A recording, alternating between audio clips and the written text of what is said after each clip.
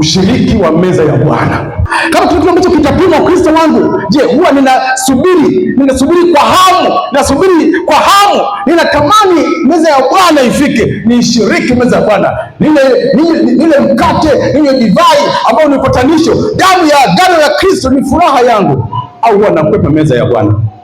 Watu hapa huwa wanakwepa meza ya Bwana. Hapo labda niwaambie kidogo kuhusu meza ya Bwana. Meza ya Bwana ni kutangaza mauti ya Kristo hadi ajapo. Alafu meza ya Bwana ni kufanya ushirika na Kristo. Alafu meza ya Bwana ni kilelezo cha kukubali kafara yake. Ndio maana Yesu alimwambia Petro, usipokubali nikutawale, kuna shirika nami.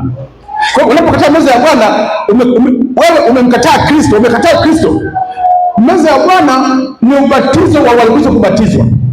Ndio maana Yesu alimwambia Petro, walikwisha kuoga hawahitaji zaidi ya kunawa miguu. Kwa hiyo, je, nashiriki meza ya Bwana? Nafurahia meza ya Bwana? Nafurahi kuja kanisani na kushiriki meza ya Bwana?